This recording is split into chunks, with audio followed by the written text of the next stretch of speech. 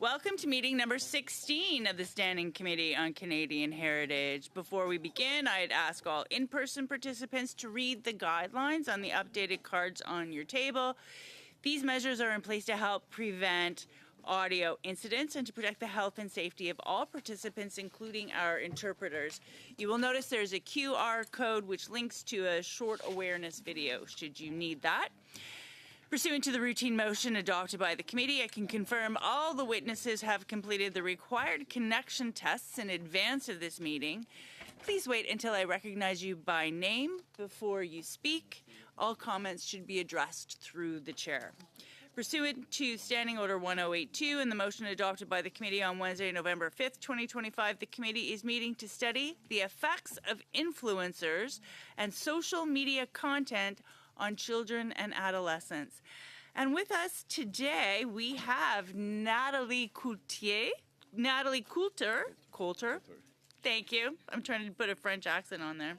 Associate Professor, Communication and Media Studies from York University. We have Holly Wood from Defend Dignity, a research and advocacy coordinator, and Holly Wood is joining us online. We have also by video conference from Escalate the Conversation, Naomi Holland. We have from Media Sparks here in the room, Catherine Ann Hill, the Executive Director, welcome, and Matthew Johnson, Director of Education.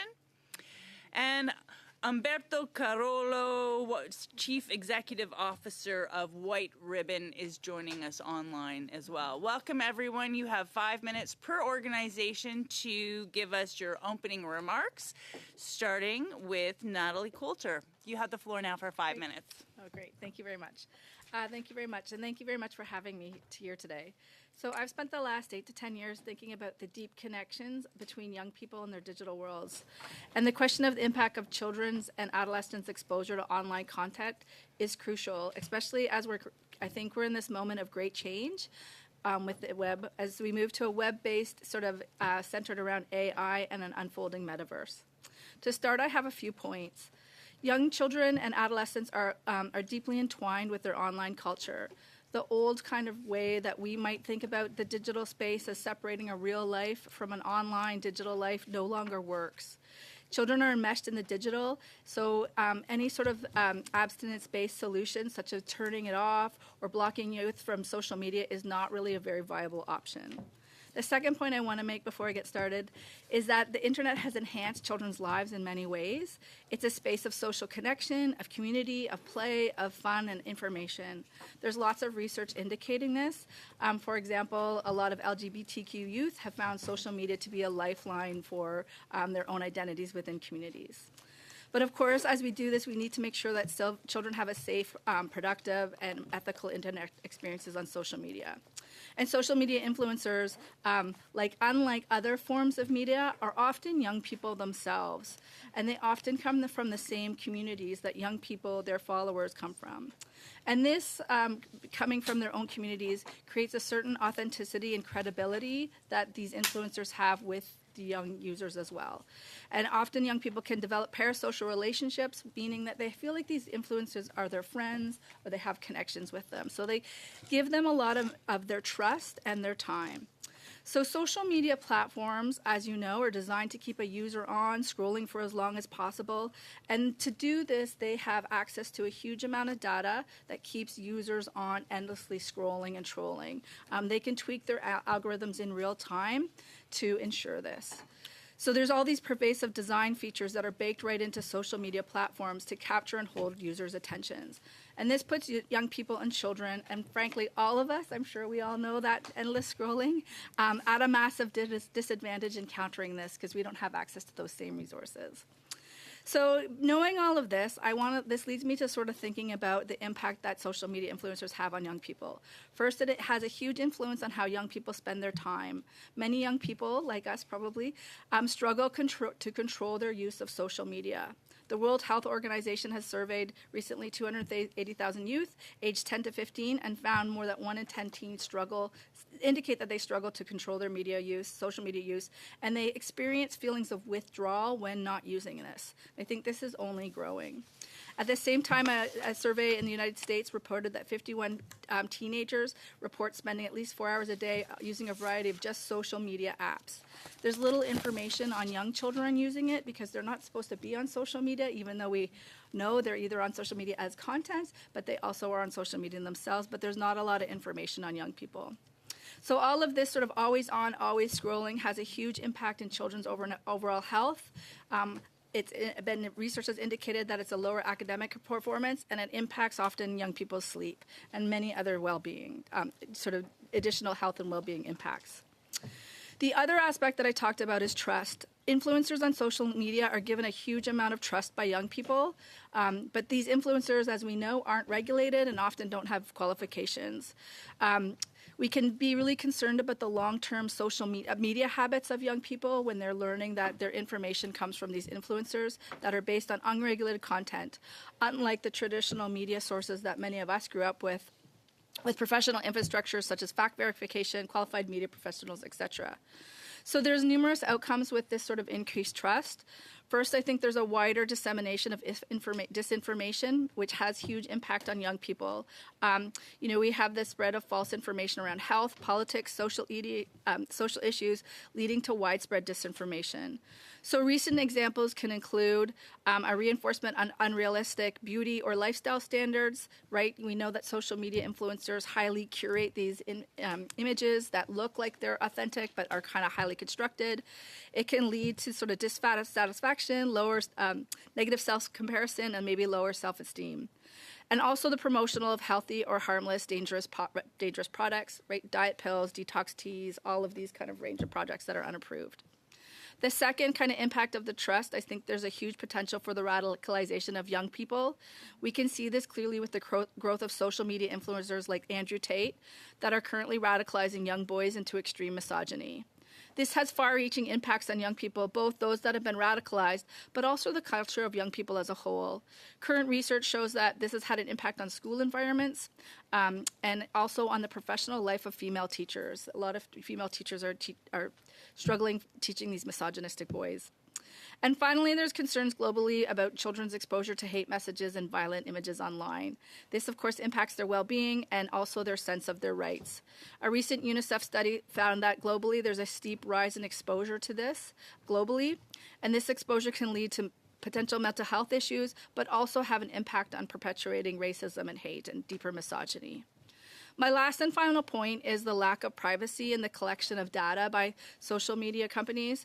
We know very little about where this collection of data will go and where it will go over the long term. I think this is a really important focus, is what happens for a child over their entire life course when this information may be bought and sold to third parties and end up into many different kind of spaces, particularly when it's scraped up into AI predictive tools.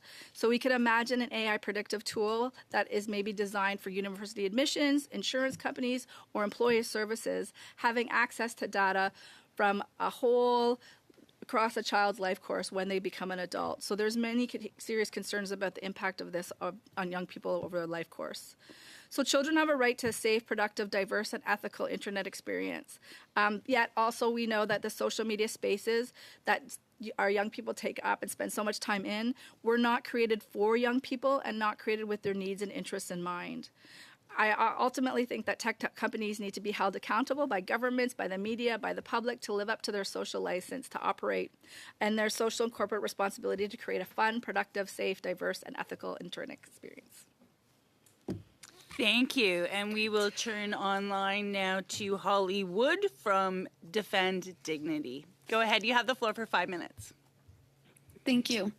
Good afternoon. My name is Holly Wood. I am the coordinator of research and advocacy for Defend Dignity. Defend Dignity is a national organization working to end sexual exploitation in Canada since 2010. In 2015, we began offering our Survivor Support Fund to financially aid individuals who have experienced sexual exploitation. We are actively engaged in advocacy with all levels of government, and we educate the public. For this presentation, I want to speak to 3 very important points about the effects of influencers and social media content on children and adolescents. My first point focuses on how we have allowed social media influencers to become unregulated educators to children across Canada. Social media influencers and the content that they post teach things like appearance, identity, idealized beauty, and values, all without educational training, strict standards, and very limited, if any, oversight. Social media influencers post a variety of content, from makeup to promoting facial filters to adult beauty routines and highly sexualized dances, all things being adopted and ingrained by children as young as 10 to 12. While this may seem harmless, research indicates that it deeply affects identity development and increases vulnerability, especially to sexual exploitation. Second, online algorithms have now become, in a sense, parents, with children spending up to 7 or 8 hours a day online, doom scrolling Instagram, TikTok, and Snapchat. They are being shaped by big tech algorithms rather than by parents, teachers, and communities. Algorithms on the surface may appear harmless because they're suggesting content that relates to what our child shows interest in when they're browsing, but algorithms under the surface are teaching our children values, appearance standards, popularity cues, and social norms. Algorithms do not consider age appropriateness, safety, or mental health. The algorithm is not our friend, and it certainly cannot replace parents and communities who are the most valuable for guiding our children through the building blocks of life. All this to be said, my final point is this. Parents need to parent, but governments need to govern. Parents already juggle school schedules, meal prep, sports schedules, childcare, mortgage payments, heating bills, dentist appointments, and their own mental health. Yes, some families are under huge stress, but even parents who are organized, attentive, and doing everything right still can't keep up with big tech. This isn't about effort, it's about reality. No parent can outsmart billion-dollar algorithms designed to pull our kids in and hold their attention. It is unrealistic, and I would even go as far as saying that it is impossible. I hope any parents present in this committee meeting can agree with me on that. We don't treat any other issue this way. We don't ask parents to personally regulate alcohol or tobacco for minors. We don't expect them to set the voting age or decide when a child can drive. Governments set these rules because protecting our kids protects all of us. So why would big tech be the one area where we leave parents on their own? The world our children are growing up in is more dangerous and complicated than ever before, and there is no parenting manual that prepares you for that. And while I appreciate that the government is invested and supportive of prevention education, we must remove the unfair burden placed on parents to teach their children everything. Therefore, I argue that governments must be responsible for setting guardrails so that parents' best efforts are enough. We need legislation and policy that protects our kids, but we also need legislation and policy that prioritizes the importance of parenthood in shaping our children. So I have two suggestions. First, we need policy and legislation that protects our children. Senate bills like Bill S-209 or any other bills in the House of Commons related to this are a prime example of what we need. Some countries, for instance, like Norway and Denmark, have taken stronger steps setting strict limits on children's access to social media and smart devices until they reach a more appropriate age. As my colleague Val Caldwell pointed out in our presentation in Saskatchewan last week, children do not need cell phones with cameras. They don't need Instagram or TikTok when they're 10 years old. Yes, parental controls can help, but children are clever. They often find a way around these controls, and parents may not even know how to use them properly. That's why we cannot rely on parents alone. We need laws and regulations that set clear boundaries so that all kids get the same protection. Secondly, we need our government to incentivize social media influencers so that they do post age-appropriate, positive content, and we need to remove all content creators who do not. Or we need to add age controls to certain apps that require parental permission to access harmful or suggestive content. We need policies that protect kids and policies that support parents in the most important job that there is, raising them. Thank you to all parliamentarians who continue to raise the alarm on issues that deeply affect childhood, and thank you for working so hard to protect it. Thank you. Next, we will go to Naomi Holland, also online from Escalate the Conversation. Welcome. You have 5 minutes, starting now. Thank you, Madam Chair and members of the committee. unprecedented rates of depression, eating disorders, skyrocketing visits to the ER for self-harm, overdoses from drugs purchased through social media, suicides, and deaths caused by viral challenges are some of the harms scientifically proven to be caused by social media use. Today, I highlight 3 harms caused by social media and influencers on tween and teen girls. I will focus on girls because, according to research, girls use social media more than boys and are more vulnerable to it. The first harm, performing for likes, is addictive. Many girls today strive not to experience life, but to stage experiences that will garner likes and elevate their status online. Social media's intermittent reward system, or notifications, capitalizes on this desire. Built by design to addict, these apps take advantage of adolescents' undeveloped brain, tethering girls to their phones, endlessly scrolling for affirmation and validation. Let me give you an example of what this looks like for a 12-year-old girl. A few years ago, a plank challenge went viral. Girls soon discovered that if they positioned the camera at a certain angle in front, they could get more likes and be pushed up the algorithm ladder. Very quickly, girls learned that removing their bra would see an even more dramatic surge of responses. Despite the cruel comments and inappropriate requests from adult men, the brain registers the red notifications and releases dopamine, signaling the brain to do it again and again. A second harm on social media is regular exposure to highly sexual content. The prevalence and frequency of hypersexualized content has desensitized girls and contributed to a concerning trend where 25% of children view sending nudes as normal. Sharing nudes or self-generated child sexual abuse material opens the door to cyberbullying, sextortion, sex trafficking, and sexual exploitation, as well as a plethora of emotional and mental torment. These 2 behaviors, the addictive dopamine cycle and the sexualization of children, create the perfect storm for another harm gaining momentum on social media: OnlyFans. OnlyFans is pornified social media with a monetary intermittent reward system. Technically, anyone over 18 can create and sell subscriptions to their own porn channel. Ask anyone today working with youth, and they will tell you it is common to hear girls say, "Only ugly girls get diplomas," implying that when they turn 18, they plan to become an OnlyFans content creator, or a more accurate term would be porn producer. What's the connection to social media? OnlyFans strategically does not have a search bar. No one can log on to OnlyFans and find their favorite porn producer without a direct link. So where do 4.6 million porn producers market, recruit, and normalize porn production and consumption? Social media. OnlyFans and underground OnlyFans agencies have cultivated a culture of exploitation on social media where they aggressively promote the illusion of freedom, wealth, and empowerment while softly grooming a generation to idealize becoming sex workers. To be clear, content creators do not just produce porn. Many are in the sex trade. The small minority that make money openly normalize and glamorize S-work while insidiously masking and minimizing the many harms. On every social media platform, especially Instagram, TikTok, Snap, and YouTube, OnlyFans influencers have hundreds of millions of followers.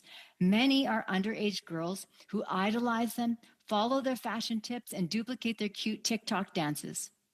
Underage girls even send in application videos in hopes of getting invited into this girl power community. All of this predatory grooming behavior is promoted and normalized on social media. The undeveloped adolescent brain and we as parents do not stand a chance against expert predators, nefarious algorithms, apps designed by neuroscientists, nor against the grooming tactics of a multi-billion-dollar sex industry. The Canadian government must act quickly to intercede and protect childhood. Thank you. Very disturbing testimony so far today. Thank you for that. Media Smarts, you're next. I'm not sure if you're sharing time, but Catherine and Matthew, you have 5 minutes altogether. Thank you, Madam Chair and committee members. My name is Catherine Hill. I'm the Executive Director of Media Smarts at Biomedia, and we are a registered charity. We're Canada's Centre for Digital and Media Literacy, and I'm joined by our Director of Education, Matthew Johnson, who will join me in presenting and responding to questions. So a bit about us. Media Smarts has been researching and developing educational Media Smart fait de la recherche et développe des ressources éducatives sur la jeunesse, les médias et la technologie depuis près de 30 ans, fondé an approach that emphasizes conscious and positive media habits, equipping all Canadians, but particularly young people, with the skills they need to thrive in the digital age. In this complex area, with many conflicting ideas and opinions, we have set verified scholarly evidence as our North Star, and that informs our approach, our content development, and our comments. Research has shown that some patterns of social media use are consistently linked to harm, such as engaging in social comparison and the displacement of essential activities like sleep. However, the evidence shows that social media is not intrinsically bad for youth. It also offers significant benefits like social connection, education, and self-expression. How we use social media is significant. Researchers have found activities like messaging, posting, or communicating with others are associated with positive well-being and social connection, whereas passive use, such as scrolling feeds or browsing profiles, is associated with higher levels of loneliness and negative well-being. Youth who feel that they are in control of their media use also report better mental well-being. Conversely, feeling dependent on social media is associated with feeling worse after using it. If youth constantly hear that they are addicted to social media or to digital devices, it can become a self-fulfilling prophecy. Boosting self-efficacy, the feeling of being able to use media for one's own benefit, leads to better outcomes by helping people see their use as meaningful. In order to do that, we need to educate young people to feel empowered, to take control of their digital habits. Influencers may be seen as a microcosm of the risks that youth face from social media. Young people often form parasocial attachments with influencers, which may affect their self-image, and they may also take influencers' messages as though it were personal advice from a friend. Influencers may promote unrealistic body images and share health misinformation, such as false treatments. When it comes to advertising, while the disclosure of influencers' relationship with sponsors is important, evidence shows just knowing that a post is paid content does not guarantee youth will engage with it critically. Addressing digital risks, like the ones associated with influencers, requires us to move beyond trying to avoid them completely and instead move to empower youth to manage them. To do that, we need to acknowledge that most young people have mixed feelings about social media and digital technology, and to recognize that while most have a generally positive experience with it, they also often have qualms about its role in their lives. The youth in our research have advocated forcefully for healthier online spaces that embrace rights-respecting approaches such as safety and privacy by design. Alongside any regulatory approaches that may be considered, any effective policy must include digital media literacy education, which equips youth with the critical thinking skills they need to learn how to recognize and counter the ways that apps manipulate us into spending more time on them than we want to, teaches them how to curate their feeds, how to choose healthier activities and content, and how to recognize the blurred commercial intent of influencer marketing. We need to teach young Canadians that they are in control and not their devices. So digital media literacy education must be introduced early, and it must also be revisited throughout childhood, adolescence, and frankly into adulthood. It should be part of lifelong learning. And, for example, helping to teach parents how to guide their kids' online lives in a supportive way, not through restrictions and surveillance only, but by having open, honest conversations about what their kids are doing online and what the risks might be and how to model and show them better ways to behave online. At Media Smarts, we have been advocating for more than a decade for a national digital media literacy strategy. Canada has fallen behind compared to examples like Finland, the United Kingdom, Brazil, which have implemented national strategies with positive results. A national strategy would foster a collaborative and community-centered approach to helping youth, educators, parents, and all Canadians develop healthier media habits. Most of the countries engaged in regulation efforts have also equally invested in national strategies for lifelong digital media literacy education and learning. And despite repeated calls for action and investment from multiple studies in Canada over the past 15 years, Canada still has not acted. Once a leader, we have fallen behind many nations, and we will continue to do so unless we act now. Thank you. And finally, we have Umberto Carollo from White Ribbon joining us online. Sir, you have 5 minutes. Thank you so much for the opportunity to join you today. My name is Umberto Carollo, and I am the CEO of White Ribbon, based in Toronto on the traditional territory of many Indigenous nations. White Ribbon is the world's largest movement of men and boys working to end gender-based violence. This work is both my personal and professional commitment. I grew up witnessing violence in my home and community, and as the adopted father of 3 young men, I see firsthand the pressures boys face in increasingly complex digital worlds. As a member of the Ontario Domestic Violence Death Review Committee, I've observed that misogynistic attitudes and prejudice against women are key risk factors in intimate partner violence death. Research shows supporting boys early before harmful patterns and ideologies take root is critical to preventing cycles of violence. Social media is central to youth identity and belonging, but it also exposes boys to content that reinforces misogyny, unhealthy stereotypes, and radicalization. Boys who begin in milder online spaces focused on men's issues often progress to forums that blame women and girls and promote gender-based violence. Some spaces, such as incel forums, have been directly linked to sexual violence and homicides of women. CSIS now classifies violent misogyny as a form of ideological extremism, the foundation of the online manosphere. The influence of online content is reflected in troubling statistics. 99% of perpetrators of sexual violence towards women and girls are male. 75% of ideologically motivated violent extremism profiles belong to boys and men, and 83% of all sextortion victims are boys and young men. CSIS recently reported that nearly 1 in 10 terrorism investigations now involves at least one young person under the age of 18.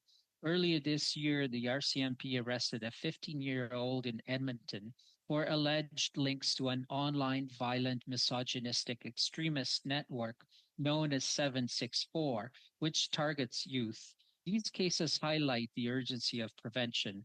This is why we created our recent campaign, My Friend Max Hate. We saw how harmful influencers and ideologies were shaping boys' attitudes, leading to misogyny, isolation, and radicalization. We are pilot testing lesson plans to help educators address these issues. White Ribbon's new research, Boys Are at Risk, in partnership with Angus Reid, examined the impact of misogyny and online radicalization on youth from the perspectives of parents and professionals in education, mental health, and child and youth care across Canada. The findings are deeply concerning. 84% of the professionals have encountered radicalized ideologies amongst boys and young men. And 67% have seen these linked to incidents of gender-based violence. And 89% feel they lack adequate training or resources required. Furthermore, 71% of boys in particular worry about the hateful content online and its impact on them. These harms are spilling over into classrooms and communities. Research with the Canadian Institute for Far Right Studies revealed similar trends in rural and francophone communities. 59% of educators described students making racist jokes or comments, with incidents escalating to physical violence. Parents and professionals are asking for tools currently unavailable, to help boys and young men navigate digital spaces safely and develop the critical thinking skills, empathy, and resilience. Primary prevention can create the most transformative and lasting change. Studies show prevention strategies yield $2 to $20 for every dollar invested.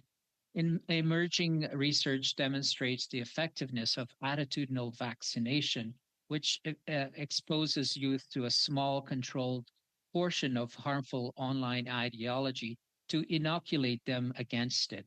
We can ensure boys and young men are supported, not blamed, as they navigate increasingly complex digital worlds. I urge you to prioritize investments in primary prevention and partner with organizations like White Ribbon. We have much more to share about the impact of misogynistic influencers on boys and young men, and in turn on women, girls, and gender diverse people. We'll follow up with a fuller brief, but thank you for the opportunity to contribute to this study. I look forward to your questions. Right on 5 minutes. You are a practiced testimony giver. I remember you from Status of Women Committee last Parliament. Sir, thank you for your good work. I will turn now to questions from committee members, starting with Mrs. Thomas for 6 minutes. All right, great. Well, thank you so much to each and every one of you for being here. We really do appreciate you taking the opportunity to share your research and wealth of knowledge and experience with us. My first question is for To Defend Dignity. Ms. Wood, you made an interesting statement. It was one of your first 3 points. You said parents need to parent and governments need to govern. I would like you to just expand briefly on what you mean by governments need to govern. What are those policy requirements that are needed right now in order to better protect children? Right, absolutely. So I used Bill S-209 as an example.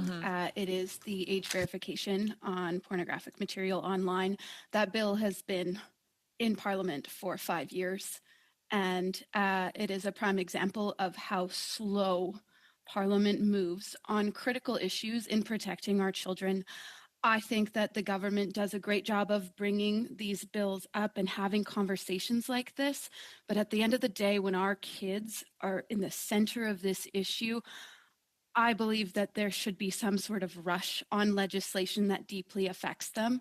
I think that we, as a government bodies, need to invest in working with tech companies to provide those protections for our kids.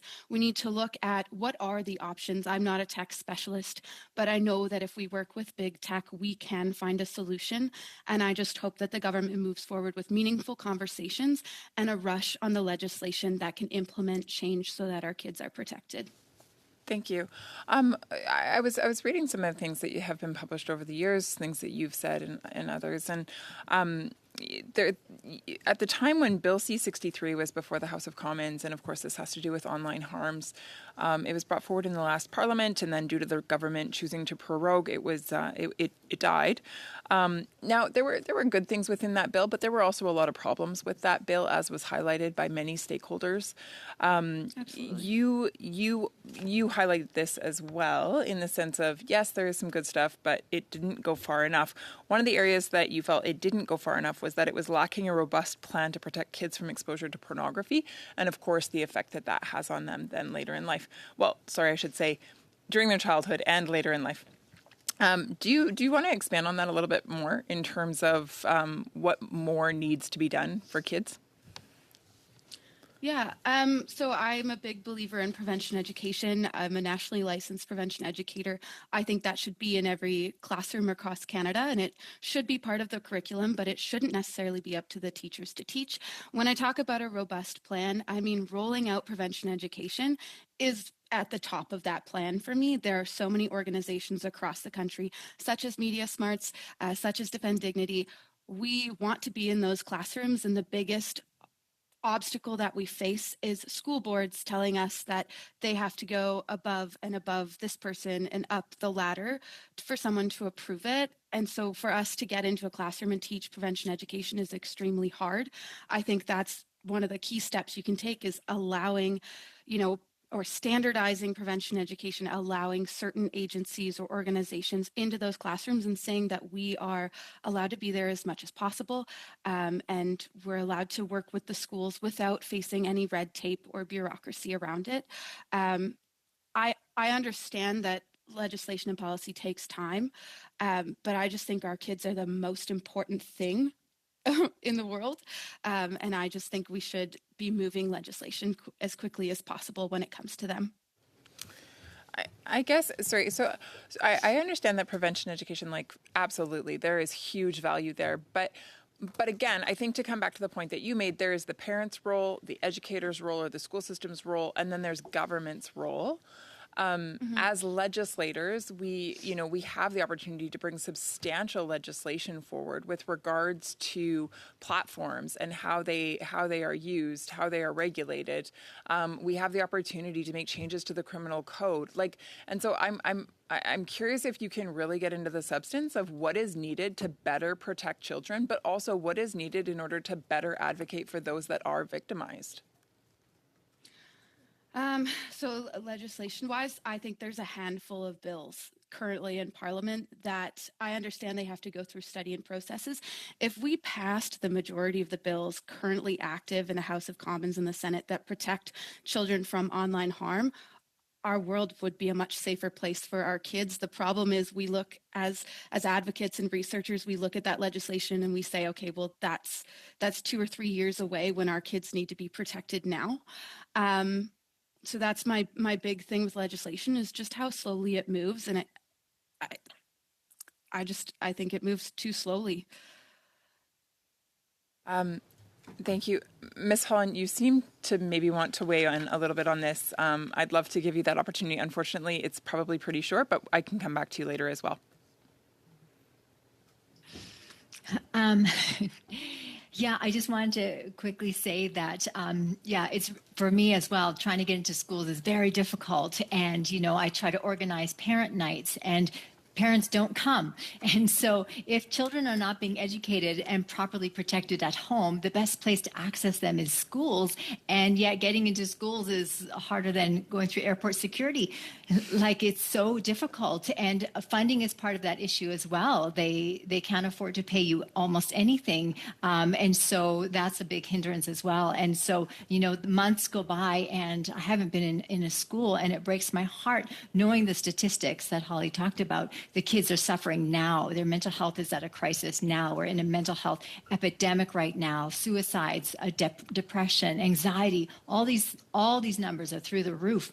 And, it was good that we pulled phones out of schools, but we know that that's not really happening. I get a lot of reports from schools saying that the kids are on their phones in classroom or sneaking in. Again, it falls on the teachers, and that's not right. So our kids are addicted to their devices, and we're not really helping them fast enough to help them to get off of them or to know how to maintain that addiction. So, there's just so much more that needs to be done, has to be done quickly. We are losing our youth.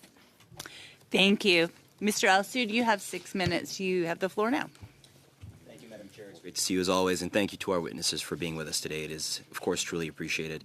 At the risk of annoying my colleague, Monsieur Champoux, with yet another reference to my youth, I remember when I shifted to Secondaire 1. My parents sent me to school with what was by then already a relic, the flip phone.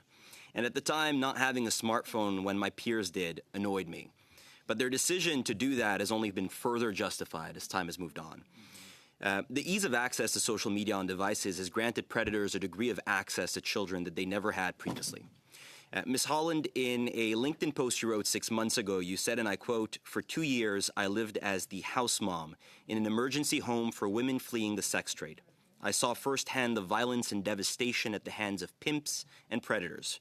When phones came out, I saw these same men move online and be given full access to our children. From your perspective, how did this change not just the method but the nature of grooming? And what behavioral patterns in victims or perpetrators emerged that were previously less visible or even impossible?" Thank you. Yeah, exactly that. When the phones came out and when almost every child was given one, again, we did not know then what we do know now. And then when social media came out, especially 2010, 2011, with Snapchat and Instagram, all the predators basically went online and they had full and easy access to all of our children because we did not realize what was happening for so long. And with gaming now, they can chat directly with kids on games. They can pretend to be anybody they want to be. They can create their own avatar. So currently, the platforms give direct and easy access to predators to our children. And because our children are spending so much time online, they're very vulnerable and they're very open with some of their struggles, with their mental health issues. Maybe they're angry with their parents, or maybe they're complaining about, not having enough money for this or for that. And then that gives the predators easy information for which they're going to try to feed that need or address that emotional need that isn't being met. And they create this friendship and this trust very quickly, and bring that child into a place where they feel like they're best friends. And then they slowly start to groom them and then slowly move the chat, perhaps somewhere more private like Snap. And then eventually comes the ask for the photo, for the nude, for a more explicit photo. And then from there, that just opens the door to all the things we talked about: sextortion, trafficking, sex trafficking. So kids are being sex trafficked from their bedroom because sharing that photo, they don't realize the average nude of a child, CSAM, is shared 400,000 times. That's from Defend Young Minds. And that is sex trafficking right there. It's being sold, it's being traded, it's being uploaded to Pornhub where it's monetized. So kids are being trafficked from their bedroom through the devices that parents have given them, and parent controls are not enough. Thank you, Ms. Holland. Mr. Carollo, as you noted, your work with White Ribbon has long focused on preventing gender-based violence by addressing the social norms and cultural narratives that shape boys' understandings of masculinity. I know Next Gen Men, who I had the pleasure of meeting yesterday, operate in a similar space. In an article with Globe News Wire about a White Ribbon campaign called My Friend Max Hate, which you refer to in your opening remarks, you state that it's, and I quote, "alarming to see the growing impact of the manosphere and how they are conditioning vulnerable populations such as teens, particularly young men. What patterns are you seeing in how algorithmic content and influencer culture are shaping early attitudes towards gender, and what makes these online narratives so effective at pulling vulnerable young men into misogynistic worldviews?" Thank you for that question. Young boys and young men are looking to the internet, turning to the internet for connection, to learn about dating, to learn about what it means to be a young man, and looking for social supports, and looking to figure themselves out. And as they do these searches, they are presented with these deeply misogynistic and hateful videos and resources put out by these social influencers. We are seeing more and more of that kind of impact, and these young men start to take on those narratives. They start to accept those ideologies, those ways, those narratives, those advices that are often disguised as improving, improving self-esteem, improving their own looks and physique, and so forth, but often incorporating deeply hateful, misogynistic attitudes, blaming women, blaming immigrants and newcomer communities for all the problems that men, boys, and young men are experiencing today. It's that kind of increased ideology, that increased presence and an impact that's deeply concerning. That more and more young people are falling prey to those types of narratives in the absence of good, positive role models, influencers that talk about what it means to be to shed those harmful gender stereotypes and social norms that so many young men are pressured to live with and grow up believing in. We need to change that around. We need to quiet those hateful voices, misogynistic voices, and instead present good role model voices, influencers who can share supportive, allied narratives that young men can take on. Thank you. Monsieur Champoux pour 6 minutes. Merci. You have 6 minutes. Thank you, Chair. I found the opening remarks very interesting and the responses as well. It's giving us a lot of information and it's very concerning as well to hear what has been said. I would like to speak to the exploitation that Ms. Holland and Ms. Wood mentioned. I believe that this is a real catastrophe and we're not acting quickly enough. And from Media Smarts, I would like to ask a question as well regarding one of the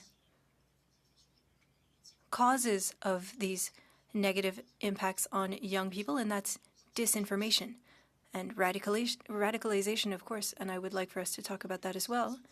But I believe that there are initiatives that are being put in place and that are positive and allow us to find potential solutions that could allow us to be better in education. And when we want to counter disinformation, we need to go through education. And with Media Smarts, you have your program, Motivation and Methods, and I found certain conclusions very interesting, and I would like you to expand, please. A research project that you're referring to, Motives and Methods, was a project that we designed to test the effectiveness of our Break the Fake resources, which are designed to teach quick and easy steps for verifying online information in the hopes that people will make a habit of verifying all the information they encounter, and particularly information that they may use as the basis for important decisions, and particularly as well before they share information. And this research project demonstrated quite strongly that very limited exposure to this program had significant impacts in people's ability to identify both false content, but just as importantly, identify real content, because there is a lot of evidence that it is the discernment between true and false information that is so important in avoiding the backfire risks that sometimes come when we focus excessively on teaching people to debunk false information. Dans les conclusions, vous parlez de discernement, justement. Vous dites que la plupart des participants ont du mal à discerner. You mentioned that a lot of people have a hard time discerning between real and fake information, but most participants stated or were more likely to say that something was false, even though that wasn't the case. I think that that could be a positive thing in a way, because people don't trust content right away, so perhaps we're on the right track when we're telling people to verify their sources. Do you think that the message is getting through to people now? What do you think of that? I think that this is not necessarily a positive sign, because what we see is what some scholars have referred to as trust compression, where people see any strike against a source as disqualifying it completely.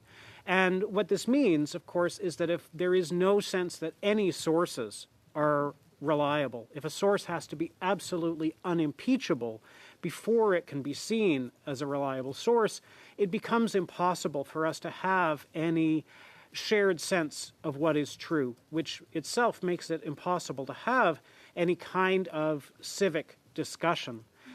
So I think it is just a generational quality. I think it's also the impact of AI, which has had a corrosive effect of leading people to doubt things and cast doubt on things that are true, because it has become so easy to create convincing false content. Fait qu'il nous reste du travail à faire, si je comprends bien. Bon, d'accord, on le fera.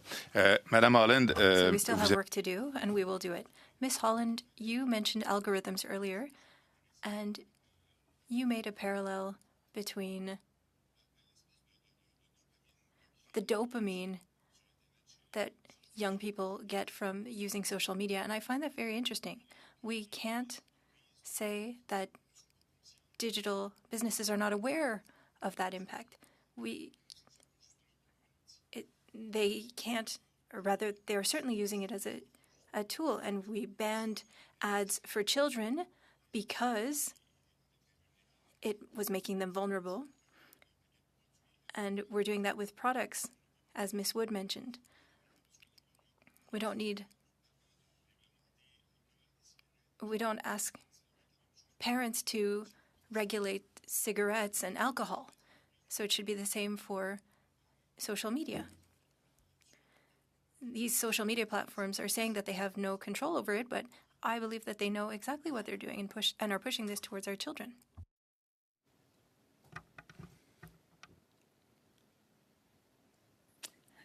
100% they know what they're doing. Last year, social media companies made $11 billion off of under 18-year-olds. They completely know what they're doing. They want to put it on parents. They want to put it on kids. That kids, we've already talked a lot. Kids should be taught more. Yeah, but that's putting it on kids. The way that these apps are designed, they are so addictive. They do hire neuroscientists to study the brain. The apps are using biometrics, studying the face of children, and they know exactly what they need. Social media companies are after two things from kids: time spent on their app and scroll speed. They want kids to scroll faster and faster. When you have to get the brain almost to a zombie-like state, the faster they scroll, the more ads they will see. And so they know, especially on TikTok, they know what they need to feed them. They feed them something shocking, just like a car accident. We look, then they show them something sexy. Then they look out of curiosity. Then they show them something disturbing that makes them feel gross. So they scroll faster. And they are being fed content that is truly like a dopamine drip. And their brain is just hungering and wanting more and more and more. Asking a child to make reasonable decisions on social media is like asking them to bench press 300 pounds. It is not realistic. It is not physically possible. It's not fair for us to ask children to be responsible for their own social media use. Merci beaucoup. Another good metaphor. Mr. Diot, you now have the floor for 5 minutes. Thank you, Madam Chair. We obviously all care about the health of children and online harms. That's a no-brainer. It's, I guess the big question is looking at something like Bill S-209. I believe Ms. Wood, you mentioned that bill, and there are concerns, though, that, for instance, that using third-party age verification providers could risk a second harm, meaning that a lot of these websites are located outside of Canada. You've got to feed it data, very highly personal data, and that could cause a real problem. Obviously, there's the argument against freedom of expression and censorship, and there's also criticism of that bill because it's a very broad definition of sexually explicit, and some material that is not could inadvertently apply to mainstream images and so forth. So I guess the big question is, how do we walk the fine line between too much government control and too little government control in protecting children? And I'll start with you, Ms. Wood, on that question. Yeah, thank you very much. So I think Bill 209 is a prime example. Like I said, it's been in Parliament 5 years. It's had 3 reiterations, 3 rewordings. They've done extensive studies. The big part of Bill S-209 is that other countries are already doing it. It's already successful. It's been implemented, and it's making a difference. And so when you look at things like this, look to other countries, do international studies, work with international partners to understand how they implemented it, how it's working, what the VPN matters are, because there's, children can dance around VPNs, unfortunately. And Bill, again, the material in Bill S-209 is a prime example of what's working and what's not, and language. When you look at government control, it's important to understand that children are children and they can't vote until later in life. They can't drive until later in life. They can't smoke cigarettes or drink alcohol later in life. So why can they view harmful content with their adolescent brains that aren't fully developed? When it comes to our kids, yes, parents have a role, but governments also have a responsibility under international laws and regulations and charters and covenants. And I think that part of Thanks. That's suffice. Yeah. I just wanted to ask a couple of other participants same question. Ms. Holland, you probably heard the question, I assume. How do we walk that fine line between too much government control and too little? Okay, well, right now there's not enough. And tech companies basically have, it's the Wild West. They have no accountability. They know their products hurt children, and they're not putting in the safety measures. There recently was a study looking at Instagram. They looked at 47 safety measures, and only 8 of them were effective. So they know what they need to do to protect kids. They don't want to. They don't have any incentive, and they have no accountability. So why would they do it when they're profit-driven country or profit-driven companies? And the other thing I want to say about free speech, we have to ask who is raising these concerns, because oftentimes the concern is coming from people that are funded by tech companies.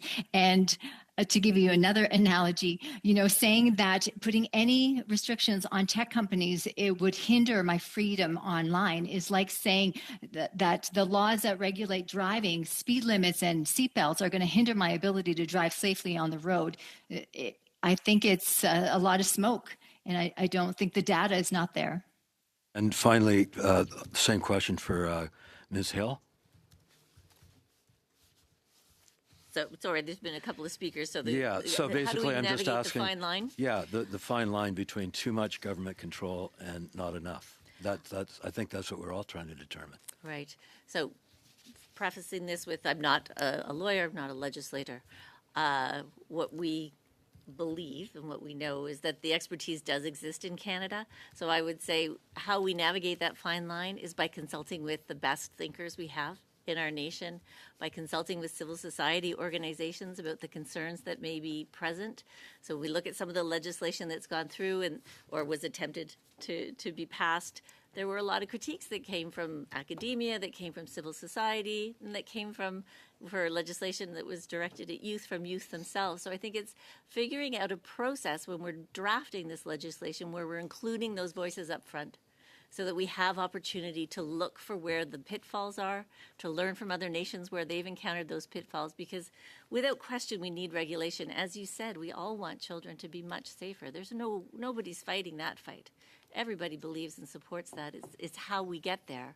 And part of that is finding legislation that will protect privacy. That is critically important. We can't pass legislation that infringes on children's or adults' privacy rights. Guarantees freedom of speech. We absolutely must do that as a democracy, that we care about that very deeply. But we also can protect children, and we can do all those things. All right. I will turn now to Ms. Royer. You have the floor for 5 minutes. Thank you, Madam Chair. Professor Coulter, You noted an uptick in the number of violent images that young people are exposed to online. I'd love for you to elaborate on what you're seeing in the research as to the psychological or behavioral impacts of that repeated exposure, and what does that look like for adolescents? I'd also like you, if you can, give us a rough idea of how many images is the average young person exposed to by the age of 16, and what does that level of saturation mean for their ability to process that harmful or graphic content? And there's a third piece here. Are these impacts experienced differently by boys and girls, emotionally, socially, or in terms of risk behavior? Thank you very much for that question. I don't know if I have any hard numbers, but I do know that UNICEF has done a worldwide study looking at over 280,000 young people, and I can draw that up if you like. But what I would like to say in terms of pushing images online, I think one of the important things about social media to remember is that it's designed, the way the algorithms work, it's making money off of harmful and hateful images because they circulate faster and they move faster. So this is embedded right into the design of social media companies, and we can see that in terms of the way hate speech and lots of different images get circulated. So I think that's an important piece, is to remember that part of the business, the design, the nature of the way it's making money is actually to circulate and promote these kind of images, because they do circulate a lot faster, they move a lot faster, and every time they move and circulate, it keeps young people online and scrolling more, but it also means content is moving, which means that they make much more money from that. I think the impact that it has on young people is that it's very difficult for young people to not to protect themselves from it, right? To not sort of have those algorithms push that content towards them. The impacts it has on young people, I think, is very different on different communities, and I think this is one place where we really have to think about. It's easy to talk about children, it's easy to talk about young people, but when we see something circulate, like an image of, one of the images that have circulated in terms of in the United States, we see lots of the horrible images of people being harmed by police that get circulated over and over and circulate to young people. That has a much bigger impact on young people of color, maybe on boys of color, than it does on other young people. So I think we always have to be really critical in thinking about, it's easy to paint young people as one brush, and but to think about the intersectionality of how all these kind of different content does shape and impact young people from different kind of points and perspectives. Thank you for that. I seem to recall a statistic actually from at least 10 years ago that said by the time a young person was 16, they'd seen over 100,000 violent images, and that there was what happens is they develop a bit of a numbness, including many of the things that you described. I'd actually like to move to Ms. Hill now. You mentioned that countries like Finland, the UK, Brazil have national digital literacy strategies, while Canada does not yet. Could you outline what those strategies typically include and how they support safer online experiences for young people, please? Yes, I'd be happy to. So Finland is one that we turn to fairly regularly globally. They started very early on. They started their media literacy education in the 50s, and that was necessitated by issues of exposure to propaganda from their citizens. And so they started addressing how do we improve critical thinking and build the resilience of our citizens to misinformation, to disinformation, to lies that exist in propaganda. They started that in the 1950s. Their strategy is lifelong learning, so we have a lot of evidence to support that lifelong learning is incredibly valuable and important and is the one way we're going to build our resilience. And so they start from pre-kindergarten through to senior centers. So really it's a national strategy with national leadership saying this education matters, it needs to exist in all types of environments. So we're not just talking about K-12. We've allowed ourselves to some degree in Canada to be distracted by that because we say it's an educational issue, hence it's a provincial mandate, hence federally we can't do anything because this is about, from kindergarten to grade 12. And if we take it out of that sort of narrative and that perspective and say, no, this is about lifelong learning. This is about learning everywhere all the time because As we know, the AI we're living with today is already different from the AI we were living with 6 months ago. And, the technology that was a year ago now already seems out of date. So that lifelong learning is critical if we're going to have generational opportunities to protect children and youth. But also, we have to think about the vulnerable members of our society as well, people who are highly marginalized, we talk to seniors, they're feeling incredibly excluded and incredibly unsupported and unprepared for how to deal with the technology that exists that they must interface with. You cannot find housing, you cannot get a job, you cannot access health services, you cannot access social services without using a smartphone or some kind of internet-mediated device. So Finland is doing lifelong learning. The United Kingdom, they're only about 6 years ahead of us, 6 or 7 years. So they started investing about 7 years ago. They did it through the regulator, through Ofcom. So Ofcom is their version of our CRTC with a little bit of a broader mandate. But they invested heavily, developed a strategy and a platform called Making Sense of Media. We have the privilege of sitting as an advisor to the evaluation committee at Making Sense of Media in the United Kingdom. And so what they did was look at what was currently existing, what's in place. So what are all the education efforts happening across the UK, cataloging, benchmarking, identifying strategies that were effective, because that's one of the things we don't know. We don't have benchmarks. We don't know what the media literacy or digital literacy levels of our students and all adults are in Canada, but we also don't know what are the best strategies. That's why we're evaluating our resources to see what works. We've run out of time for this question. I don't know if you can just wrap it up quickly. I could talk about it for half an hour. I'm sorry. I know. Yeah. So, yes, and Brazil, very quickly, I will say Brazil did it within 6 months. When the new government was elected and they realized that they needed to work really hard and really fast to combat forces that were anti-democracy, they knew that the place they needed to invest the most quickly. And so they went within 6 months, they had a strategy for the nation. It's not perfect. They're working on it. They're going to take a couple of years to improve and enhance. But it's not too late. But it's not too late, and it's Thank possible. you. Monsieur Champoux, vous avez 2 minutes et demie. Merci beaucoup. Puis je trouve ça très Thank you intéressant. very much. I find it very interesting to talk about digital literacy. Ms. Wood, earlier you talked about the government's need to govern, and that it's not up to parents to do all of the work. And even though Ms. Hill is optimistic and that it's not too late, I think that we've taken too much time, which is often the case with new technologies. Some would say that we failed the current generation. Some would say that we need to do like Finland, Denmark, and Australia and limit access to social media for youth under the age of 18 or 16 or 14.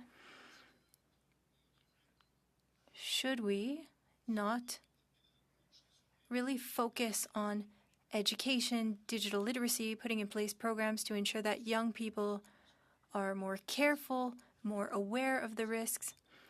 I think that banning social media might not be the solution. Perhaps it is. We are looking into the topic, but perhaps we should look at countries that focused on education, even though we're a little bit behind. If you could tell us more about this, because the data that we've heard is quite concerning.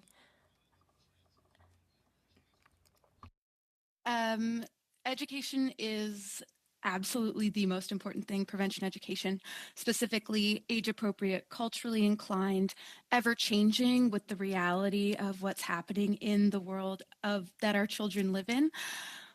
The barricades to providing that prevention education is, as I believe Ms. Hill said, it's a provincial matter, and it's in Ontario, but it's not everywhere, and it's taking forever to roll out. This is immediate. This should be implemented immediately.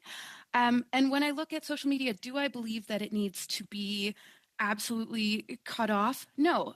But I do think that parents struggle to understand parental controls. Therefore, prevention education for parents is equally as important for students. And the last thing I want to say is there are phones out there, I believe it's called a pinwheel phone, that we should be pushing to parents. It's a phone that doesn't have social media. You can buy phones for your kids that don't have everything you can put on an iPhone these days. That should be front and center on the billboards across Canada. J'ai des ados, moi, puis je pourrais pas envisager de leur donner un I have téléphone. teenagers, and I don't think I could give them a phone that doesn't have access to social media. That's not a possibility. It's part of their world. And I would like to give them a phone so that they can just text and call their dad, but they also want to use Snapchat and Instagram and all of that. So I do find this discussion very interesting, and I think that it gives us a lot of things to reflect on. I think that I'm even more confused now than I was before, but I'm sure we'll clarify all of this. But thank you again. Monsieur Berthold, bienvenue à la comité. Monsieur Berthold, welcome to the Heritage Committee. You have the floor for 5 minutes. Thank you. Thank you for letting me take part in this important study today. And to come back to what my colleague mentioned about being confused, yes, I am also a little bit more confused than I was when I got here, but this discussion is so important. In preparing myself for today's meeting, I heard that in Quebec, 80% of boys and 39% of girls had stated having watched porn before. And these are kids of 14 years old, kids who are 14 years old. And I'm sure that there are even younger children who have watched that. We simply haven't asked them. I find this shocking that our young people have access to this kind of content. And often, kids are given screens, iPads, when they show good behavior. So if a kid has good behavior during the week, they'll be able to have access to their tablet for an hour, but then there's no education. No educator is going to say, well, they can say, well, there won't be anything on a tablet in school, but at home there will be. Is there anything being done at the university level for those who are training teachers in order to raise awareness? And so to allow younger teachers to be better informed on social media. I would like to know what you think. How should we train teachers? It'll take years before we have an official program. What can we do to train teachers, Ms. Wood? I believe that teachers and parents are one and the same. They juggle a lot of different things. In Ontario, our curriculum for human trafficking prevention or prevention education is on the shoulders of teachers. They don't have time to learn about human trafficking, build a curriculum, and then put it into their daily teaching schedules. So what can we do for teachers now? We can provide them with prevention education. On professional development days, we give them access to that training and fund this training, this education, because it's such an important piece. Do it regularly, have a schedule once a month, bi-weekly, I don't know. Have it be part of their professional development, but also understand that programming that we're talking about, that will take years to build. You have so many organizations that would be happy to build it with you, and we're willing to spend a year working to bring that to fruition. So baby steps is put it in professional development days right away. Madame Olin? May I speak? Yeah. Okay, I would love to address this. I have a real problem with screens in schools. I don't think teachers are being educated, or at least many of them don't seem to be aware of the problem of screens. And I understand that they're stressed and that they are overwhelmed, but too many of them are giving screens to keep kids quiet and asking a child to do their homework on screen when the other tab could be YouTube and the other tab can be their video game. This is happening in the classroom. And It is so ridiculous that kids are pretending and then the teacher comes and they swipe out of it. If I was a teacher, I would turn all the desks around so that screens face inside. The teacher's desk should be right in the middle of that U shape and you're seeing the screen all the time because kids cannot be held responsible. They do not have the brain, they don't have the brakes installed in their brains. They cannot do their math on one screen and resist YouTube on the other screen. So I think definitely getting screens out. And if I could just address a little bit of the confusion. Dr. Haidt in Anxious Generation says that we can turn this mental health epidemic around in 2 years if we only follow 4 simple norms. No social media before 16, no smartphones before high school, more free play, and getting phones out of schools. It's not that hard. We can do it, but we have to do it more collectively so that the one family that doesn't isn't the weird family like our family is on the block. My child did not have smartphone on her phone until she was 18. It can be done. My son is 14. He has a flip phone. He's a pretty cool kid, but I'm biased. So. Thank you for those suggestions. I think they are really good. Madame Hill, peut-être? Because you're media smart? Yes. Absolutely, we believe that teachers need support. They need professional development, and that's something that we provide. We provide a significant number of professional development resources for teachers to help them know how to teach about these. Mais avez-vous directement avec les universités? But do you work with universities directly and people who are training the teachers? That's at the heart of this. Teachers need to be able to arrive trained. Teacher candidates at faculties of education across the country. We've done programs where MediaSmart staff have traveled around the country to train teacher candidates in person. Just 2 weeks ago, I was training 300 teacher candidates at Lakehead University in our materials. This is something that we offer for free. We also offer this material as self-directed professional development on our website that teacher candidates or teachers can go through on their own time. On their tablets. Maybe we should legislate that everyone read Jonathan Haidt's book. I think that's a great idea. Now turning to Monsieur Toumba, vous avez la parole pour 5 minutes. Merci beaucoup. Thank you.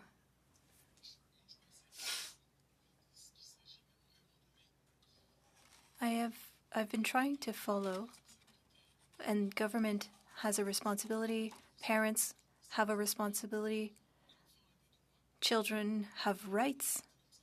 That's how I grew up with my parents.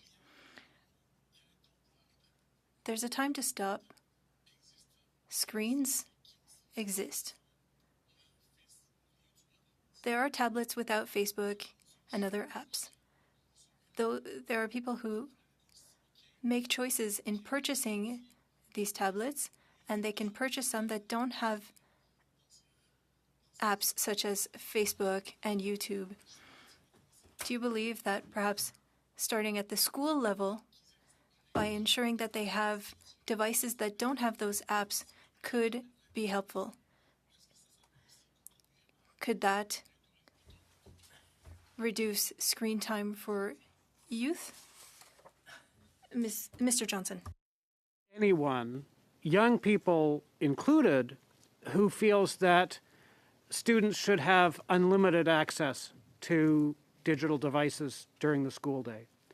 But I think there is also a lot of evidence that particularly for older students, for teenagers at the secondary level, there is a point where they need to learn how to manage their device use, because this is not something that happens magically when we graduate.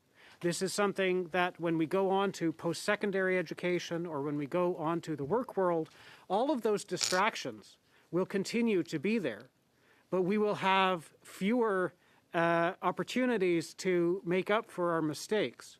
And so I do think there's a lot of good evidence that suggests that for older students, the digital devices can be used as a way of learning to manage those distractions, that we have to teach them how to make these a healthy part of their lives, how to use them effectively, and how to manage the distraction of digital media. Je vais rebondir à ma question. I will ask the question to Ms. Wood. Earlier, you stated that you would like to have access to classrooms. What legislation could the government put in place? Because education is of provincial jurisdiction. Would a change in legislation give you access to classrooms? I'm not sure, but my point is as follows. At 16, I can drive a car with an adult. At 18, I can have a car after, and that's 2 years later. Having a phone, and in order to have access to everything, it causes mental health issues, and mental health is so important. Protecting young people while limiting access to phones, would that not be more important than having learning from a young age? I know that education is a provincial issue, but protecting children is a national issue, and that's the way that I look at it. While I understand that provincial governments are the ones that put education in place, the federal government should be working with all levels and all provinces across the country to make sure that prevention education is nationwide. In terms of devices, I understand children want to be on Snapchat because all their kids are. They want to be in the group chat. They want to post photos. I understand that, and I understand that you can't go into a home as the federal government and tell a child to not be on Snapchat, but you can look at what the regulations and security and parent controls are around those apps that are taking away our children.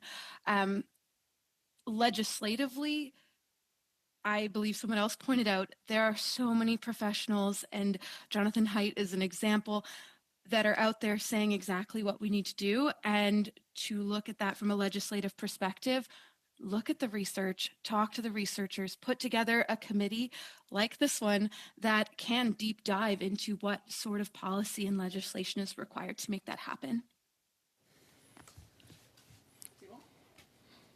Merci, madame. Mrs. Thomas, you have the floor now for 5 minutes. Awesome. Thank you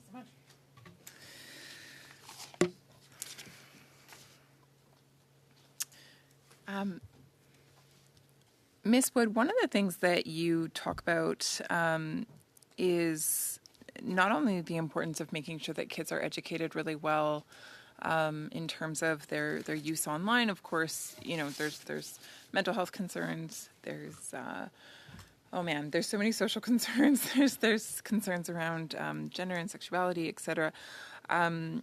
One of the things that you talk about is the importance, of course, of equipping parents and the importance of entering into classrooms. You've discussed that further here today. But one of the things that I'd love for you to touch on is actually, if you're able to, and if not, that's okay. But like, are you able to outline, I guess, how is social media, how are channels used by those that are wishing to lure, groom, and exploit young people? What does that look like in terms of how social media is used to accomplish those ends? Absolutely. That's a loaded question. There's a lot of different ways to look at it. One of the biggest things that I look at is fake profiles or fake accounts on Snapchat. Kids are getting friend requests from people they don't know. They're adding people they don't know. They're Snapchatting people they don't know. And they assume that it's just someone from their community or someone else knows. And that is having a deep effect on our children. They are conversing with a lot of strangers. And then there's the comparison culture piece where they're watching influencers on social media posting things, and that becomes popular because it has the most likes.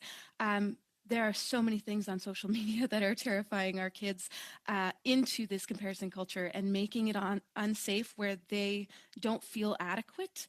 And exploiters and predators prey on that. And so I will follow up with a deeper explanation, but it's mostly just you create this sense of vulnerability, and human traffickers and exploiters and predators prey on that, and they know exactly where to find it based on a child's social media presence or profile. Thank you for that. Ms. Holland, when you go into a school system and you teach on this, of course, I understand that you teach different things at different grade levels. I would imagine there would be a grade level where this would be appropriate to talk about. I would hope that it's actually sooner rather than later. When you do that, what do you teach kids? Yeah, this conversation applies to all levels, and absolutely, it's always age appropriate, but you have to start. Now they say that one of the first places where children are first exposed to pornography is on the school bus. That means you have to be having conversations with children about what to do when you see a naked body. You don't have to tell them about pornography. You don't have to tell them this test. But before they get on the school bus, which is 5 years old. So absolutely, you can have age appropriate conversations at all ages. And so, yeah, 5, 6 year olds, my emphasis would be spending as less time on screens as possible, playing outside, just getting together with friends. We have to change the culture. We can't just accept that kids are going to have screens, and so therefore let's make sure we can limit it and stuff. We absolutely have to change this culture. I think someday we're going to see giving a child a tablet as a form of child abuse, because you are already you're allowing technology to rewire their brain. So at a small age, trying to get them off as much as possible. And then also, but, asking questions about what they're on, getting a sense of where they're at, but then teaching them red flags. Red flags are friends. Not friends. People that are too friendly. People that you don't know that are all of a sudden think you're amazing and want to know about what you like to do and what's your favorite food, and they want to know everything about you. Those are red flags. When they want to ask to move the conversation somewhere else, red flag. So kids are fantastic. They're not scared of all the things that we're scared about. They're hungry for knowledge. They're not getting the knowledge at home. They're not getting it in school. And so you do need advocates like us that can give them age-appropriate information in a way that doesn't make them fearful of the internet, but does make them rethink about how much time they're spending on it. And you can talk to them about dopamine as well. They need to know these things. They're already feeling it. They just don't have words for it. So we need to help them to understand what it is. The eyes cannot see what the brain does not know. We need to talk to them about their brain so that they can identify harmful behavior when they're feeling it. Yeah. Ms. Coulter, did you wish to speak to that?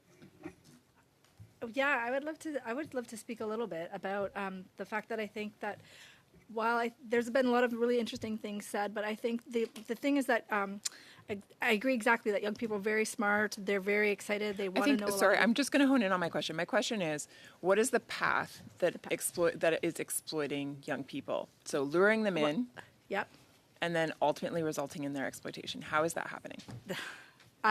I think that I'm not exactly sure how it's happening, but I do think that we need to look at the technology itself, right? What are the aspects of each individual platform, the affordances of the platform that allow these things to happen, right? I think sort of leaving it to parents and even leaving it to kids themselves to circumvent these things is really problematic. I think every platform is designed a little bit differently, but I think there's a lot of pieces of the platforms themselves that allow for these sort of things to happen, and I think we need to build. The platforms were never designed with young people in mind, right? They were built for adults, and young people were never considered. So we need to take a step backwards and think about how we can include young people in thinking about creating ways and aspects of these platforms to be more designed to meet their needs, to keep them safe.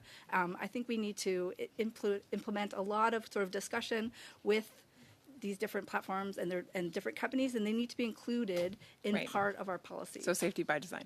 Safety by design, that's exactly what I'm trying to say. And including young people in those conversations of safety by design, because we're excluding them.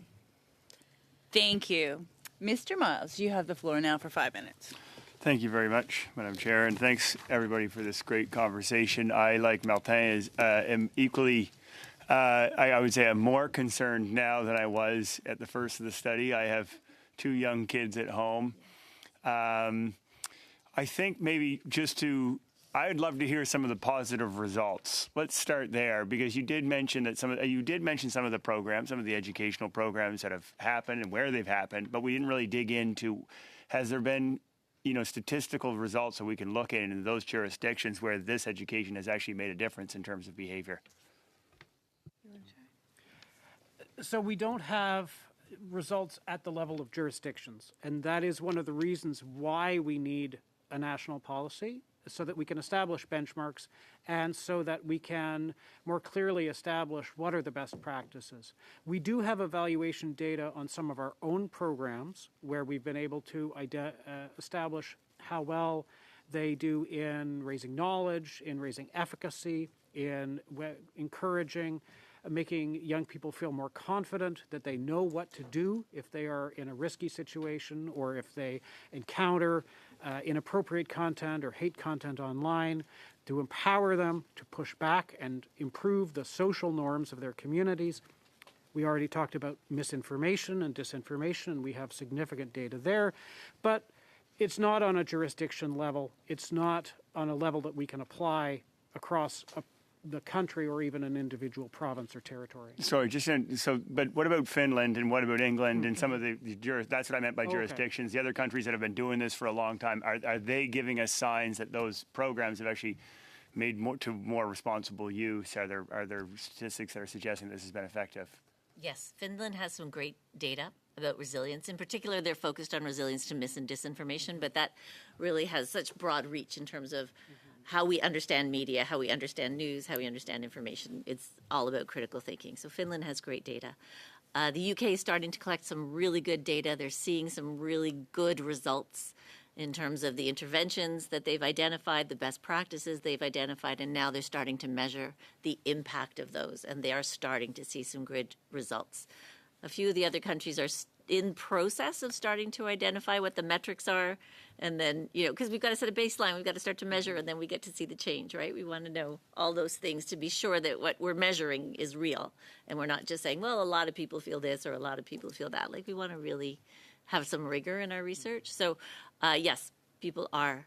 In terms of looking for hope, we do a study called Young Canadians in a Wireless World. We talk to 5,000 youth. We've been doing this for about 20 years. Every 5 years or so. Our last iteration, we talked to young people. So we talked to young people about their experiences. They wonderfully answer over 100 questions for us. It's a fairly major study guided by ethics at the university. And what they disclosed to us in the area of online harms, for example, was that the young people who are in families or with guardians who are engaged with them in their online use. So if they have a device, it's in the home, in the kitchen, where the parents are. And the parents aren't, looking at everything they're doing on their screen. But just the fact that it's open, that there's a conversation about it, they were seeing something like 80% less harmful content. Some of them were seeing no harmful content. So we were able to extrapolate from that if, children are in an environment where their adults are engaged with them around their technology use, where they're setting rules that are age appropriate, that are appropriate for the maturity of those children, that they're having those conversations, it makes a huge difference in terms of prevention and experience. And that same research showed us that when only technological strategies were being used to manage children's online experience, it was the opposite. They actually had more negative experiences and engaged in more risky behavior when only things like surveillance software were being used. And would abstinence fall into that? Would age restrictions maybe fall into that? You mean when people are rebelling, then they're actually more likely, whereas if there's an educational... We're just trying to... Yeah. The thing I think we're all struggling with is we've identified that the algorithm doesn't have the wellness of our children in mind. We all agree. And so now it's about is it something that you... At what point, how much exposure, how to expose, is it a hard line or is it education? And there is a little bit of differences among the witnesses of what we're hearing today. Some is, it's a hard line, don't touch it. Other people are. So maybe just dig into that a little bit. There is definitely evidence that excessive restriction can backfire, that it pushes youth to take more risks, that it takes away positive experiences, takes away positive opportunities, and that it replaces the education either at the school or the home level that young people need. Again, there's nothing magic about any age. There's not a particular point where kids or adults magically become able to manage risks. They have to be given opportunities to make mistakes safely. It's our approach is very much influenced by the approach that's been taken to physical playgrounds over the last decade or so, where the approach has changed from making playgrounds as safe as possible to as safe as necessary. The approach has changed from removing all possible risks to embracing appropriate risks for children while removing all of the hazards that children either are not ready to deal with or are simply not capable of dealing with because they're not aware of them. You're am I out done? of time, I'm Okay, sorry. no problem. But very good point, Mr. Johnson. I'm having flashbacks to the very dangerous playgrounds of my childhood. The merry-go-round, you'd go flying off. Monsieur Bonnet, bienvenue à notre comité. Vous avez la parole. Welcome to our committee. You have the floor for 5 minutes. Thank you, Chair. It's a pleasure to be here with you. I'll start with media smarts. When we're talking about radicalization, what would be some of the clues or what behavior could we be able to detect as a parent, for example, or as a teacher? What would allow them to react? Has it been categorized? Are there any tools for teachers in order to better detect radicalization? Is not always easy to detect in the early stages. Obviously, with young people, they are more likely to give clear signs of having been radicalized because they're not necessarily have the experience to be able to conceal it. And so, as we've heard earlier from other witnesses, it has become unfortunately common for teachers, and we know parents as well, to hear things from young people that indicate they've begun the radicalization process. But unfortunately, the way radicalization works is that it often begins in ways that are not obvious. It begins with content that is designed not to immediately shock, not to immediately offend, but to seem reasonable at first glance. And this can begin a radicalization journey where young people or anyone in the process of radicalization is brought gradually, both by the hate movements, but we know frequently also by the algorithms, to more and more extreme content. And we also know that radicalization does not happen equally with everyone, that this is a seed that will only grow in fertile soil, that there are ways of preparing people to recognize it, to resist it, and to understand the reasons why these messages are untrue and harmful.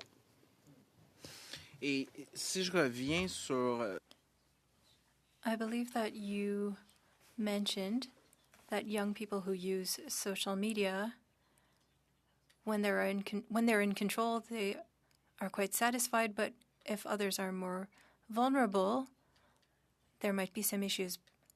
But how do we help those who are more vulnerable? How could I know if my kids are in control? It's hard to say.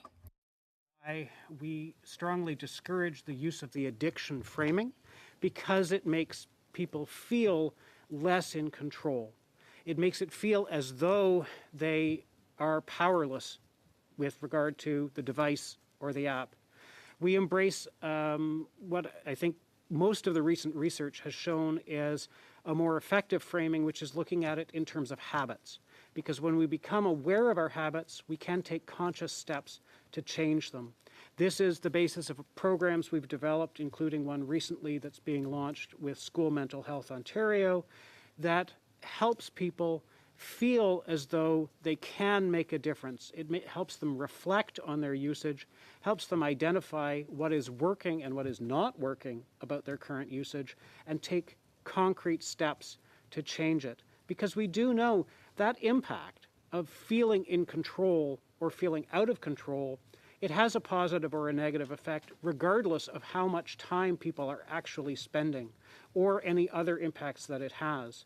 So even if you're not spending much time online, even if there are no other negative impacts of your online use, feeling like it's out of your control will have a negative impact on you. Mr. Diot is still here with us among the new faces. It's your turn for 5 minutes. Thanks so much. Going back to Ms. Holland, I think we can all agree, everybody in this room would agree, that children seem to spend way too much time on social media.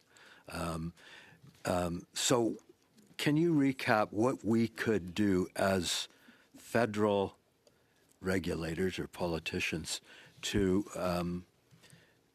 help to wean them off or educate them?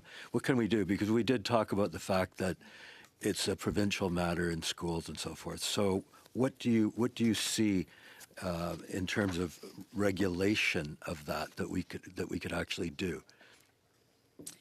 I think it'll be interesting to track what happens in Australia, since they just implemented a minimum age of 16 for social media. So I think follow that country to see what happens there would be really good. I think we have to recognize that tech companies are after our youth. That is a huge market, and they are for-profit driven. So they do not have their best interest in mind. I think if I was on the right website for Media Smarts, I do see that they're funded by Meta, TikTok, and YouTube, if I have the right link. So I think that should be noted as well. They have a motive here, not this company I'm saying, but the tech companies. They are after our children. And so I think there should be limits. I think that too many parents are giving kids screens just hoping that they will stay quiet for a few minutes, but in reality, they'll stay quiet for 10, 12 hours. It is not good for children's brains. All we're trying to do right here, we're not trying to control and limit everything and ruin childhood. We're trying to buy their brains time to develop without the quick, fast dopamine and without being exposed to algorithms and sexual content, or even some of their cartoons are programmed in such a way that it's releasing dopamine, and so their brains are getting rewired. So to focus on your question, I think it's so important that there is legislation in place that doesn't put all the pressure on parents. There has to be something, like it is no different than cigarettes, no different than alcohol. There has to be some limitations. It's no different than seatbelts. We need some seatbelts on social media and tech and children's access to it. Kids are getting too much access on it. There are links directly to porn sites. And so our kids are being exposed to very harsh content at a very young age without knowing what to do or how to handle it. And parents can't be the ones that are blamed for their exposure. So yeah, we need to support. We need some structures in place. We need some boundaries. We need some limits. And tech companies need to be held accountable. Right now, they have no accountability, no incentive to make their programs any safer. A Time article that just came out 3 days ago said, this is from the former head of safety on Instagram. It says it takes Instagram has a 17-strike policy where accounts have to be flagged 17 times for sex trafficking in order for it to be removed. So they know that there's harms, and they're not implementing the proper safety features in order to keep their young users safe. And I think we have to recognize that and call that out. Thank you. And I'll ask the same question to Ms. Hill and also Mr. Johnson. Basically, what can we do? I mean, I've talked before about we don't want to overregulate, tell parents what to do, but how logically do we make a legislation that would help children? So I think the most important thing is to make sure that we are working from good quality evidence. I think the line to be walked between overregulation and underregulation is the line that is identified for us by the people who are experts in the field, the people who are doing research on the various impacts, which is much more complex than a lot of the popular books and a lot of the popular speakers would suggest. That we are still identifying what are the different elements of social media that can have better or worse impacts. How are the impacts different for different people? How are they different at different ages? How do they interact with how young people and others use these tools?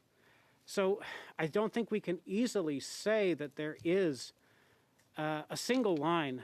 I think what is absolutely most important is that when that line is drawn, and we are certainly not opposed to drawing a line with regulation, but that line must be informed by genuine scientific research.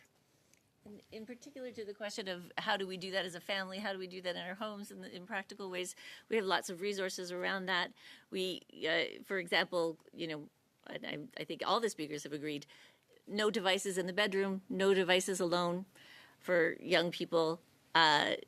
Contracts within the family about how we're going to use these devices, when and how, that we all agree to and we all follow.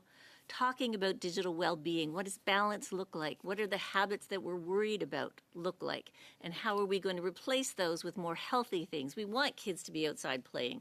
We want them to be engaging in life. We want this just to be a part of their lives. That's a technology and a tool that they have to learn how to use to survive in our world and to survive and be successful adults. So lots of resources around that. And I would highlight that we're out of time for that question. And actually, I do want to interject with my chair's prerogative to ask a quick question, particularly Ms. Holland. I think a lot of your testimony has reminded me, I was at the Commission on the Status of Women at the United Nations earlier this year, and I was in a room full of legislators from all around the world. I don't think there is a country that has solved this problem or is on top of it. But in fact, and the concern was just palpable in the room. Children, young people all around the world now we're seeing a rise in physical ailments because they're so exposed to pornography at a young age. They don't know how to have healthy sexual relationships. And so physically, we are seeing these ailments grow all around the world. Ms. Holland, can you just quickly comment on that, please? To the physical ailments? Yeah. Well, I think part of what we're seeing with kids is that they're spending so much time in the virtual world that they don't know how to be in the real world. I mean, try to have a conversation with one or look them in the eye. We're not doing them any favors by allowing them to have so much access to their screens. Not only is the content harmful, but the behavior of it is not helpful. And so we are setting kids up for failure. So many boys now are dropping out of college and university because they go there, they're launched, parents think, oh, this is great, they're going up to college, and what do? They're back in a couple of months because they cannot get off their devices. They're watching porn or they're video gaming all night. They're failing their classes, they're dropping out of school, and they're moving back home. So there's long-term ramifications here, and if we are serious about the future of our children and the future of our generation, we have to, first of all, delay is the way. We have to delay access. We know these devices are addictive. And so let's not, try to limit here, limit there. They are highly addictive. Can we just give children a childhood that they don't have to recover from? And then we're buying them time. So when their brain is a little more developed, they will have to make the hard choices. They will have to figure out their own timings. They will have to figure out their own schedules. That will come. But while they're in our home and while their brains are developing, can we protect their brains and give them a healthy, normal childhood as close to ours as possible? And that's going to help them socially, and that's going to help them in their future, and that's going to help them be a better parent. We do not want screen-addicted parents raising our grandchildren. Mr. Carollo, do you have thoughts on that question as well? I do, and I think I would start by reminding all of us the reasons why young people are accessing these platforms and social media. They're looking for support. They're looking for belonging. They're looking for figure themselves out because they're not able to do that in real life in communities. We've seen the contraction of community-based programming, mental health supports for youth, and we've seen the kind of impact that has had on young people's access to those supports. I think this is an area where government can make a difference as well, and invest in those supports at the community level, so that young people who need the support, who are feeling vulnerable, who are looking for belonging, who are looking for friends and social engagement, are able to do that in person in communities. So we can't just take away the only source of support and connection for so many young people. Taking away phones, restricting access to social media is not the answer here. We need to invest in those community-based programs. Government has an opportunity to make a difference there. I would also say, just as we do for the environment, there needs to be a stronger code of conduct for technology companies. There needs to be like a social license to operate. We are dealing with these problems after they cause harm. Why aren't we looking at how to create technology in a safer, inclusive, and non-harmful way from the get-go? Why aren't we putting in place some of those checks and balances as new technology and platforms are being developed? We got to do a better job at that. I think government can also incentivize tech companies and platforms to work together with organizations like these around the table today to create the education, the prevention, the accountability, the policies. We are the experts. We know how to do this work in the front lines, and those companies should be working together with us and supporting our organizations in doing that kind of work so that young people don't continue to be exposed to these harms. These are some key areas in which government could be making a difference. Thank you so much. All governments everywhere, right? Mr. Miles, I'm sorry to take some time away those are great you have questions. the floor now for 5 minutes. I think maybe we'll continue on the line of questioning a little bit, and I'll go right back to Mr. Carollo. I just wonder, speaking of regulating in the tech companies, do you see a possibility of actually them, us being able to look under the hood and in an algorithm sense? That feels pretty darn tricky. So, this is what I'm struggling with is the algorithm itself is the problem in many, many ways because of what it responds to. And it doesn't have the wellness of our kids in place. So how do we maneuver in this system if we're not able to actually get it under the hood and say, okay, wait, we can't have this type of thing that, and I do agree that at some point we do have to reckon with this, but at what age is the right age to reckon with it? It's a really interesting conversation. I think we should. I think we should turn this around and talk about benefits of addressing these issues from a different perspective. We need to look at the tech industry as partners with government, with educators, with organizations like ours, to prevent these kinds of harms from happening in the first place. So yes, if that means reviewing how algorithms are being rolled out, how they're being created, how AI is being created now, and to do this right from the get-go, it benefits everybody, right? So this is about calling in the tech industry to be partners, to be good partners with us, and for us to work on these solutions together and start young. Yes, absolutely. I can't emphasize that enough. We talk to our young people about crossing the road safely, about riding a bicycle in good ways, about not talking to strangers. Let's talk about digital safety and citizenship in age-appropriate ways as early as possible, even before we start thinking about giving our kids telephones. Taking away phones and mobiles and access to technology is not the answer. Thank you, Mr. Carl. I'm going to share my time with MP Royer. Thank you. Merci. Thank you very much. My question is for Ms. Wood. And you said that education is a provincial issue. K-12 education is a provincial issue. but protecting children is a national one.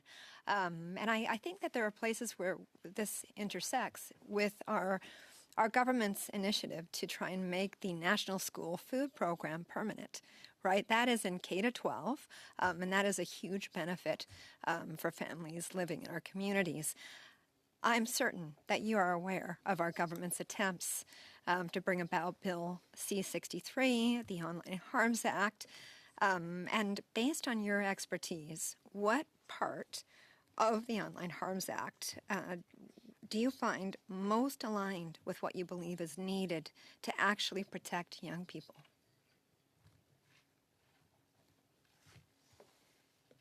So sorry, I couldn't find the audio button.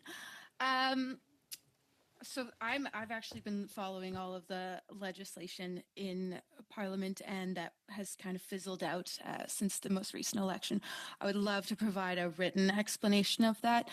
I think the overwhelming message is that the stranger on the playground is no longer as dangerous as the one in our kids' pockets. And when I look at online harm can be many things to many people. And maybe that's why it's so hard to sit there and try to put it on paper and take it from paper to policy. But I would love to follow up with a written description of all the things I agree with, and more specifically, maybe things that aren't in there, suggestions for the future. Yeah, I think that would be amazing if you follow up with an online submission.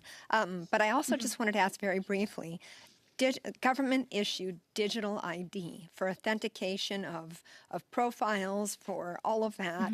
Do you think that that would really help prevent parasocial relationships and really reduce fake profiles online?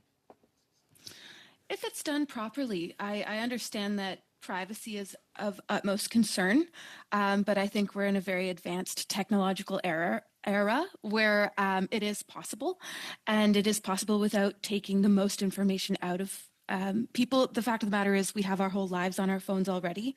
So I would argue, what could we take from what people have safely and securely on their phones and turn it into a digital ID that they haven't already given the online world? Okay, merci.